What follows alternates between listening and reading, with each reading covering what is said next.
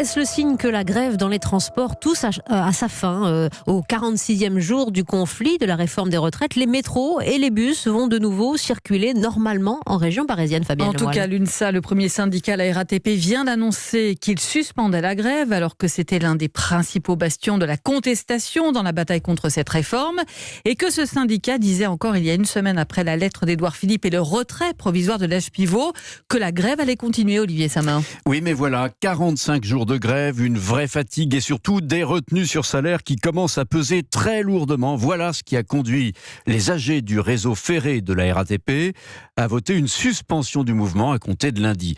Au passage, le mot suspension n'apparaît pas dans le communiqué de l'UNSA RATP. Les assemblées générales, dit le texte, ont décidé de réorienter le mouvement. On notera la nuance pour s'engager sur une autre forme d'action, lequel mouvement est toujours présenté comme illimité. Pour le chef de file des conducteurs de métro et de RER, Laurent Djebali, le gouvernement aurait tort de se réjouir trop vite. On va dire c'est la mi-temps.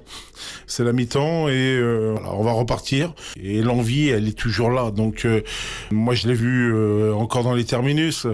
Les collègues ne sont pas prêts à lâcher et le gouvernement il peut penser que ça reprend. Moi je lui dis c'est juste peut-être cette fois-ci la trêve, mais on va revenir très très vite. On est déterminés surtout à pas lâcher. Alors le travail des conducteurs de RER et de métro va donc reprendre de manière très massive lundi. Il y aura quand même encore des perturbations sur les lignes 5 et 13 du métro ainsi que sur la ligne B du RER, prévient le dirigeant de l'UNSA RATP. Mais les Parisiens peuvent s'attendre à une fin de semaine prochaine à nouveau compliquée avec la journée d'action annoncée pour le vendredi 24 janvier, jour de présentation du projet de loi de réforme des retraites en Conseil des ministres. Et ce jour-là, on peut parier que les conducteurs se remettront en grève. Olivier Samin du service économie d'Europe